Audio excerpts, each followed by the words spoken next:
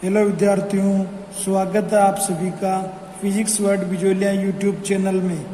जैसा आपको ज्ञात है कि हम 12वीं भौतिक विज्ञान का तीसरा चैप्टर जो है अध्ययन कर रहे हैं और आज हमारे पास उस पाठ का जो है 3.2 वाला टॉपिक बिंदु आवेश के कारण विभव।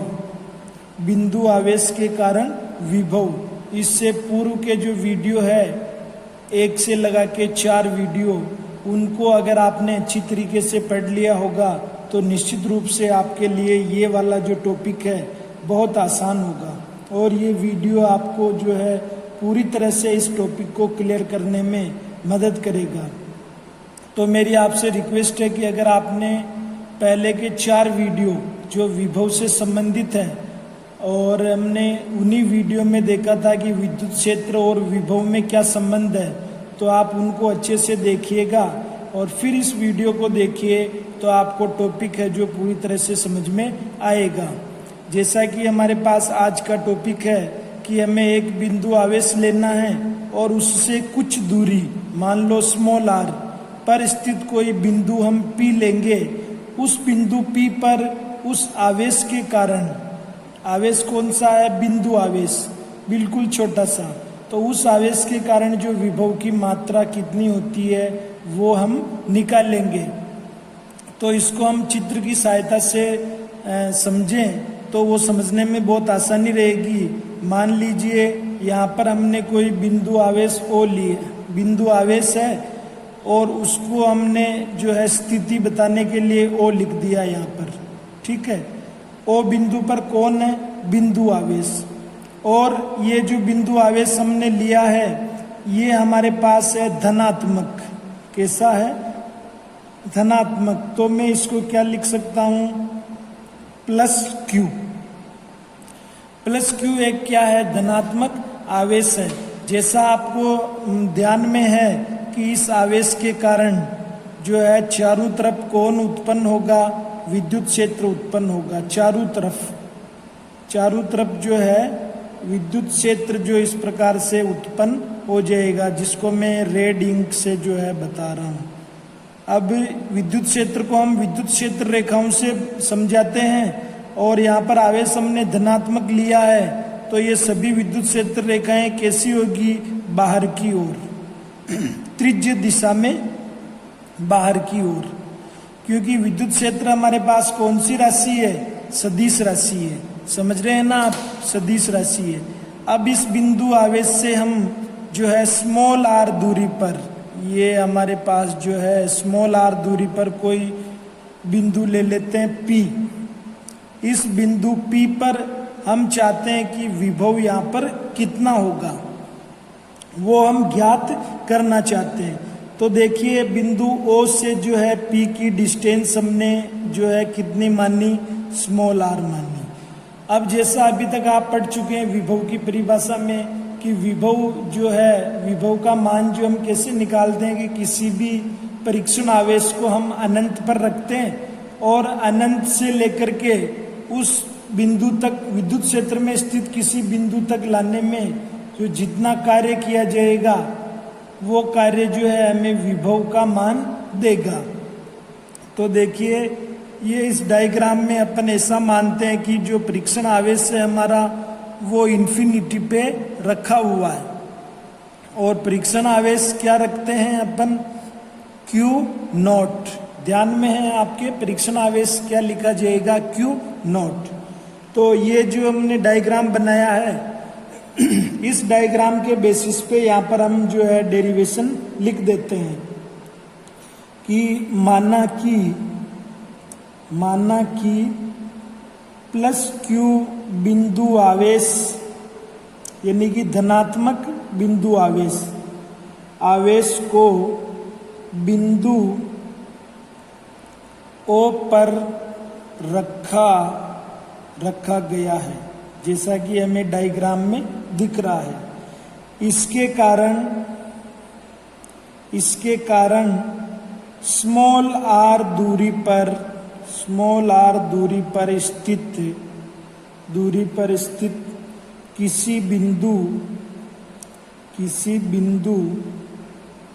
P पर, किसी बिंदु P पर विद्युत विभव बिंदु P पर विद्युत विभव ज्ञात करना है, ज्ञात करना है। ये हमने डायग्राम के आधार पे लिख लिया। अब देखिए ज्ञात करने के लिए जो हमें क्या कार्य करना है उसको भी मैं यहाँ लिख देता हूँ। इसके लिए परीक्षण आवेश, इसके लिए परीक्षण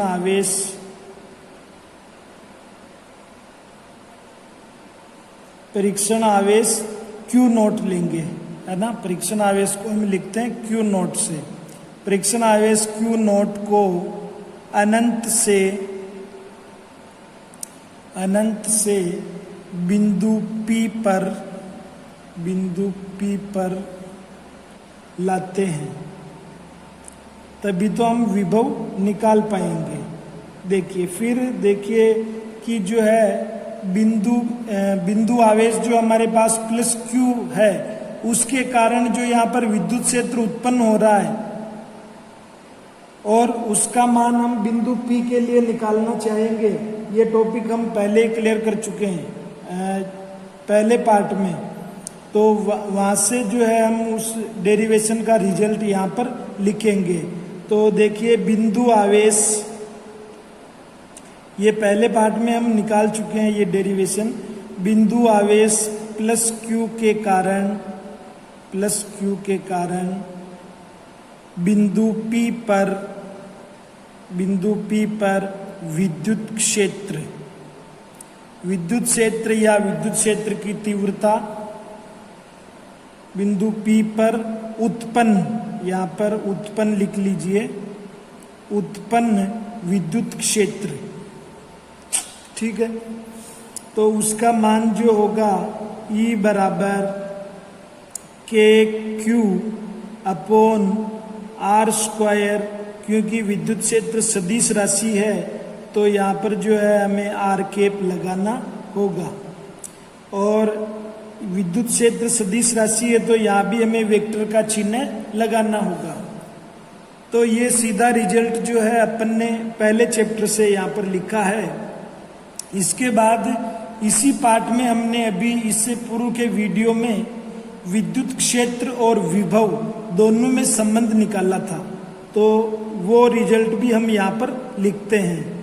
हम जानते हैं कि जो हमारे पास विभव है वो रेखीय समाकलन, लिमिट में है ये रेखीय समाकलन किसका, E.dr, और उसका क्या है, ऋणात्मक, ठीक है ना।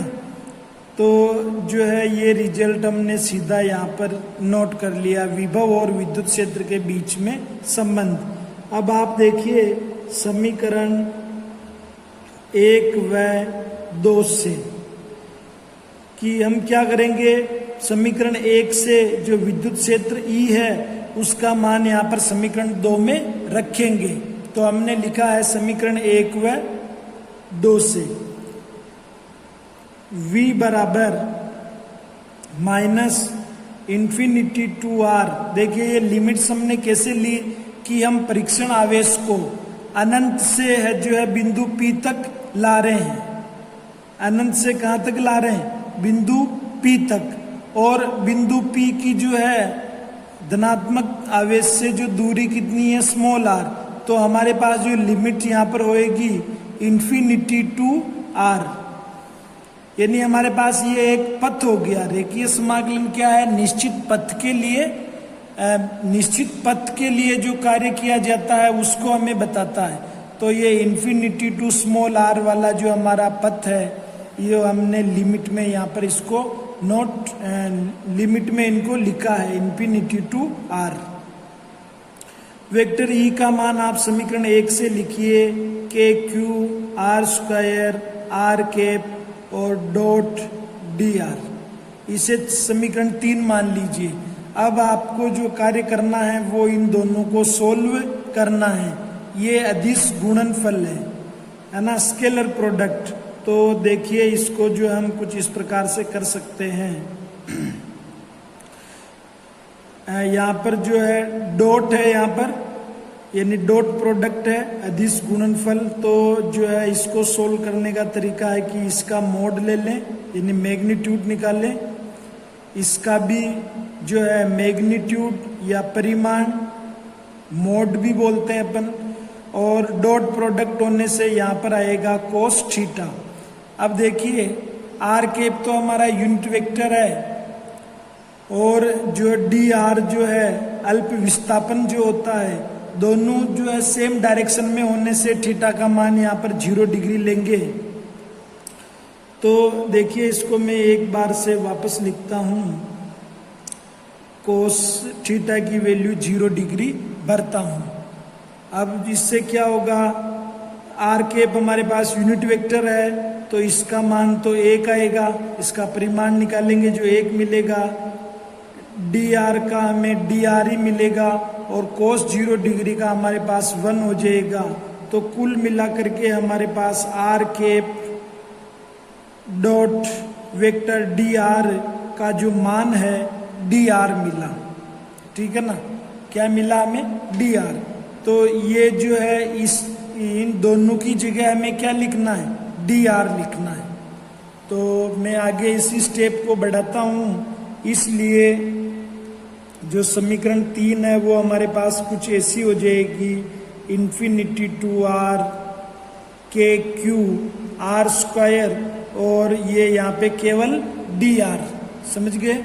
अब देखिए जो कांस्टेंट है उसको बाहर ले लीजिए, कांस्टेंट के रूप में हमारे पास है माइनस के क्यू, समाकलन के अंदर रह जाएगा 1/r स्क्वायर डी आर। देखिए यहाँ पर हमें इनका क्या करना है, समाकलन करना है। तो समाकलन के लिए हमारे पास एक जो है सिंपल सा सूत्र है, मैथमेटिक्स में हम समझते हैं, बायो वाले स्टूडेंट्स ने भी जरूर इसको 11वीं में पढ़ा होगा कि समाकलन x की पावर n dx बराबर क्या बनता है, x की पावर n प्लस 1 और बटे हुए में n प्लस 1। तो ये जो हम यहाँ पर समाकलन के सूत्र का हम यहाँ पर उपयोग करेंगे। तो माइनस के क्यू बाहर चल रहा है, और जो लिमिट्स है उसको हम यहाँ पर इधर इन कोष्टक के यहाँ लिख देंगे, जैसे कि इन्फिनिटी टू आर और 1/r स्क्वायर। आर स्क्वायर को आप ऊपर ले लेंगे तो r-2 हो जाएगा, ठीक है ना। तो इसको हम इस प्रकार से लिखेंगे, r-2 प्लस 1 और -2 प्लस 1, इस वाले सूत्र की सहायता से। आगे बढ़ाइए इसको, माइनस के क्यू, यहाँ पर आपको मिलेगा r-1 बटे हुए में भी -1, और ये लिमिट्स हमने यहाँ पर लिख दी। देखिए -1 है ना, ये माइनस और ये माइनस प्लस बन जाएंगे।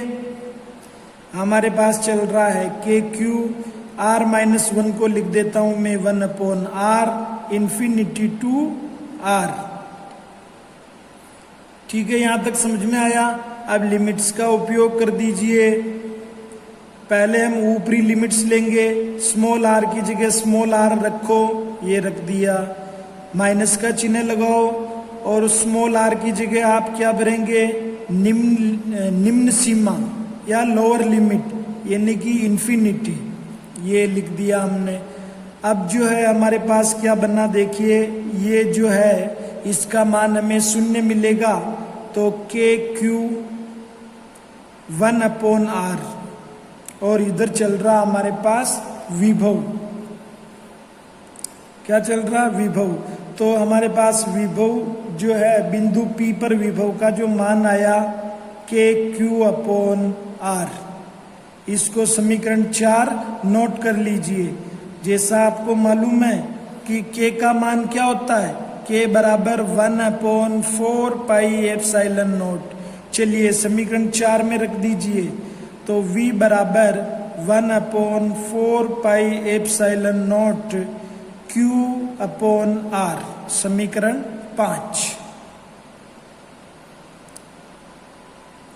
ये जो हमने समीकरण 5 निकाली है या जो समीकरण 4 है वो किसके लिए है? निर्वात में। जो बिंदु कहाँ रखे हुए हैं? निर्वात में। तो जो ये हमारे पास रिजल्ट जो मिला वो निर्वात के लिए है, यानी कोई भी माध्यम नहीं है जब ये हमारे पास विभव का मान आएगा। देखिए, अब आप समीकरण 4 और 5 से एक चीज देख रहे होंगे कि हमारे पास जो है विभव का मान किस पर निर्भर कर रहा है कि हमने जो धनात्मक आवेश लिया है उससे हमने बिंदु P को जो है कितना दूर रखा है, उस दूरी के व्युत्क्रम, समानुपात में नहीं है, दूरी के व्युत्क्रम में है। यानी कि अगर आप ज्यादा डिस्टेंस पे लेंगे बिंदु P को तो आपको विभव का मान कैसा मिलेगा? कम मिलेगा, है ना। दूरी बढ़ा रहे हैं तो विभव क्या होगा? घटेगा। तो इसी रिजल्ट को मैं यहाँ पर लिख रहा हूं, अर्थात किसी बिंदु आवेश के कारण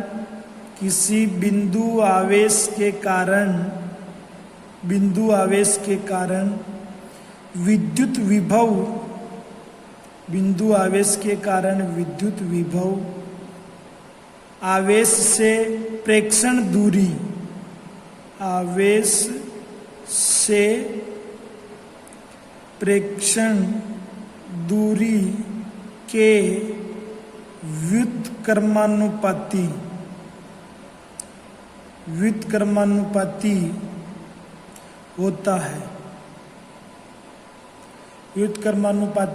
होता है। तो आप विभव का दूरी के साथ परिवर्तन आलेख खींच सकते हैं। चलिए यहाँ पर मैं लिखता हूं, विभव का दूरी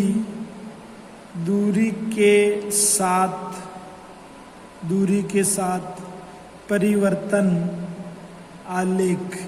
कुल मिला के हमें एक ग्राफ बनाना है, वो किस किस के बीच में लेंगे अपन कि एक्स एक्सिस पर तो हम लेंगे डिस्टेंस और वाई एक्सिस पर लेंगे विभव। समझ रहे हैं आप? अब इन दोनों के बीच में कैसा आलेख बनेगा, जैसा अपन इस संबंध से देख रहे हैं समीकरण 4 से या 5 से कि विभव और दूरी के बीच में व्युत्क्रमानुपाती संबंध है, तो जो आपको आलेख जो है कुछ इस प्रकार का जो है मिलेगा। क्योंकि यहाँ पर v कैसा है? वो व्युत्क्रमानुपाती है r के। तो ये आलेख भी आपको अच्छी तरीके से समझ में आ गया होगा।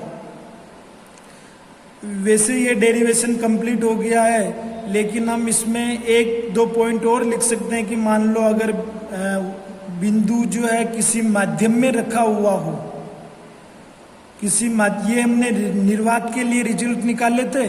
अब अगर माध्यम है बिंदु आवेश और जो हमने प्रेक्षण बिंदु P लिखा है, उन दोनों के बीच में कोई माध्यम है, तब जो है हमारे पास विभव का क्या परिमाण आता है, क्या रिजल्ट आता है, उसको हम यहाँ पर आगे लिख सकते हैं। तो यहाँ तक जो है आपको पूरा जो है ये टॉपिक पूरा कंप्लीट हो गया होगा, समझ में आ गया होगा। 1-2 पॉइंट में और इसका लिख देता हूँ कि हम क्या लेते हैं। देखिए कि जो है यदि हमारे पास दोनों के बीच में क्या हो, माध्यम हो, तो मैं ये लिखूंगा माध्यम की उपस्थिति में विभव का मान, माध्यम की उपस्थिति में विभव का मान। तो देखिए उस स्थिति में हम v के साथ में m, हाँ देखिए जो समीकरण 5 हमने वहां पर लिखी हुई है वो कुछ इस प्रकार से लिखी हुई है, v बराबर 1/4 pi epsilon not q upon r। ये हमारी समीकरण 5 है। तो अब समीकरण 5 और 6 से देखिए हम इसको ऐसा लिख सकते हैं कि विभव का मान माध्यम के अंदर निर्वात में विभव का मान बटे हुआ आपेक्षिक विद्युतशीलता।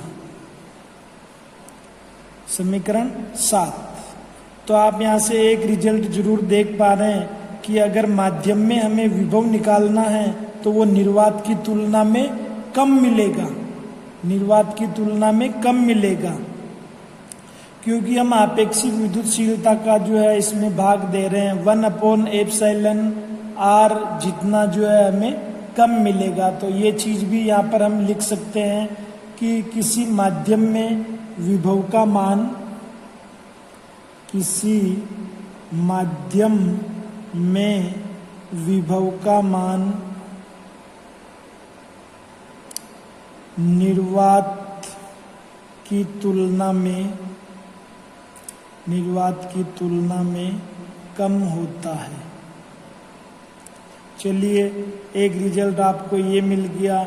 दूसरा देखिए कि जो हमने स्रोत आवेश इस तरफ कैसा लिया था, पॉजिटिव लिया था। यहाँ पर अगर हमारे पास स्रोत आवेश या बिंदु आवेश जो है नेगेटिव हो, ऋणात्मक हो, तो ऐसी स्थिति में इस विभव के मान में क्या परिवर्तन होगा वो भी हम यहाँ पर बिंदु के रूप में लिख लेते हैं कि यदि स्रोत आवेश ऋणात्मक हो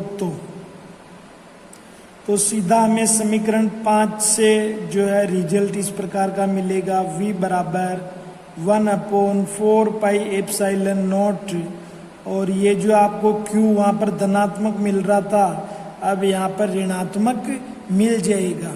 ये समीकरण 8 हो गई हमारे पास। आ गया होगा समझ में कि अगर हमने बिंदु आवेश धनात्मक लिया तो ये जो है धनात्मक मिलेगा, और अगर ऋणात्मक लिया तो ये जो हमें ऋणात्मक मिलेगा।